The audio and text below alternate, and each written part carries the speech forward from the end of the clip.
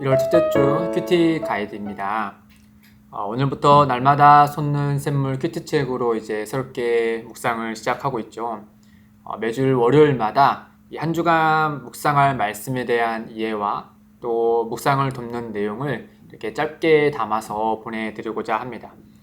이 영상은 월요일에 오늘 보셔도 되고 또는 개인 묵상하시다가 이제 묵상이 잘 안 될 때 그때 참고로 보셔도 좋습니다. 오늘부터 6일까지 토요일까지 우리가 살펴볼 말씀은 누가복음 1장 1절에서 45절의 말씀입니다. 등장하는 인물로 보면은 이번 주에 큐티할 말씀을 크게 네 부분으로 나눌 수 있어요.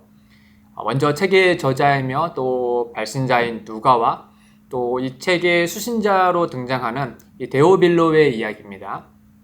두 번째는 한 천사와 사가랴의 대화하는 장면이죠. 또 세 번째는 천사 가브리엘과 마리아의 대화하는 장면입니다.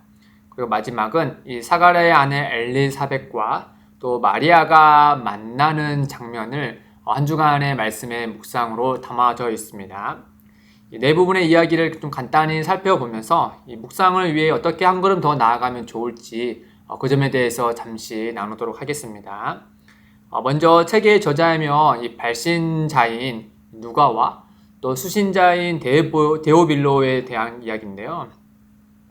이 저자 누가는 누가복음과 또 사도행전의 저자죠. 특히 바울 사도와 함께 동역한 인물로 우리가 잘 알고 있습니다. 이 신약 성경에는 저자 누가에 대한 정보가 많진 않지만 성경에서 우리가 확인할 수 있는 사실은 다음 세 가지인데요. 첫째는 누가는 바울의 동역자였죠. 이 빌레몬서 1장 24절에 보면 나와 있습니다.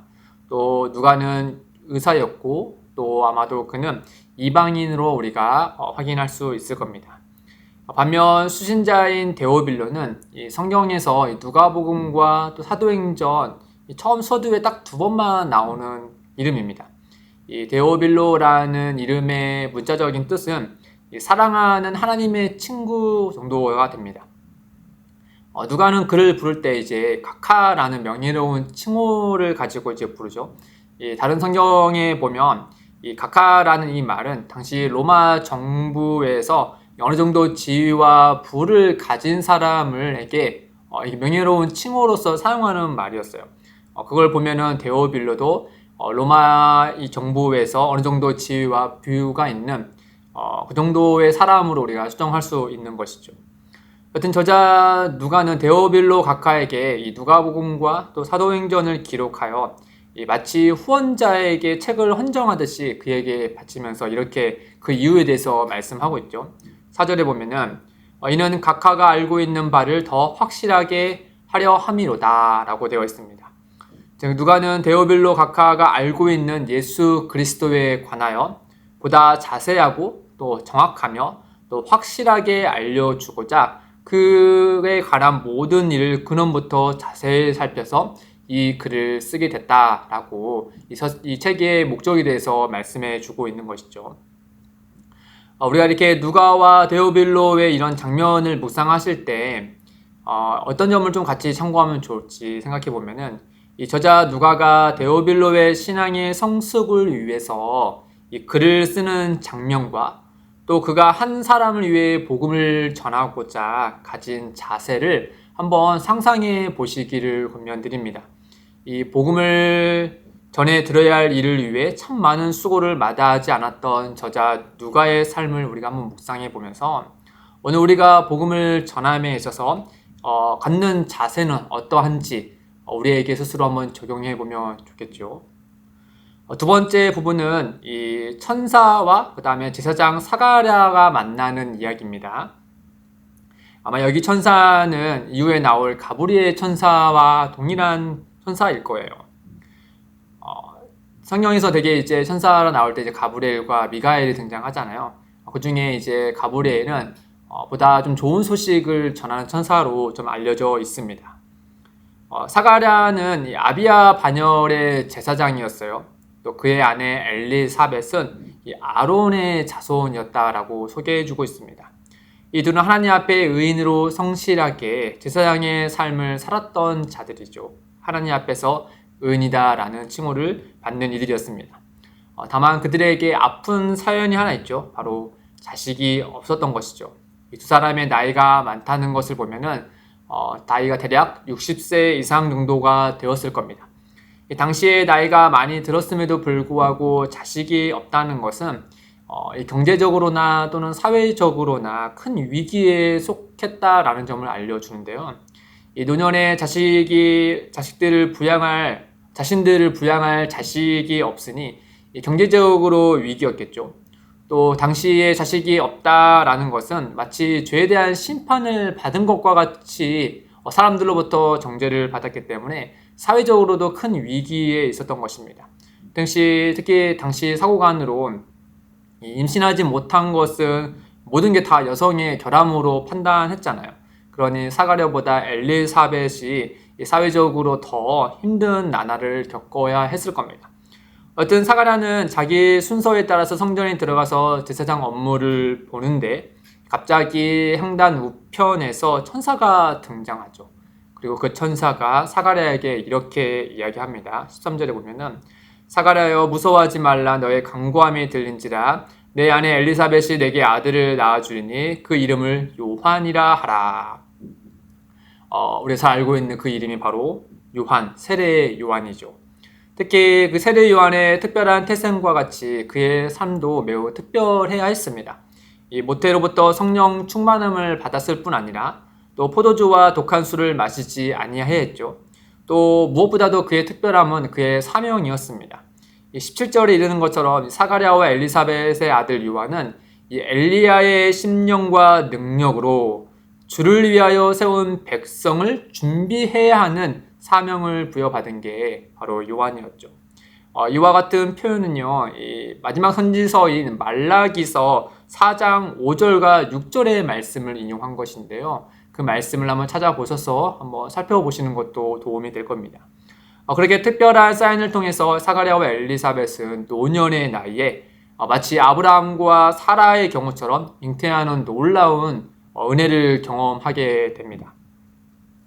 우리가 이 장면을 묵상하실 때 의인의 간구함이라는 키워드를 중심으로 한번 묵상해 보시기를 바랍니다. 비록 노년에 이르기까지 자식이 없는 상태였으나 사가랴와 엘리사벳은 하나님 앞에 의인으로 살아섰습니다. 더하여 그들은 13절에 이른 것처럼 자녀에 대한 소망을 놓지 않고 하나님께 계속해서 간구했던 이들이죠. 하나님은 의인의 간구를 거절하지 않으십니다. 하나님의 크신 계획에 따라 하나님의 아들의 길을 예비하는 그 영광스러운 자리에 사가랴와 엘리사벳의 자녀 세례 요한을 그곳에 두셨죠. 놀라운 것으로 하나님께서 응답하시지 않았습니까?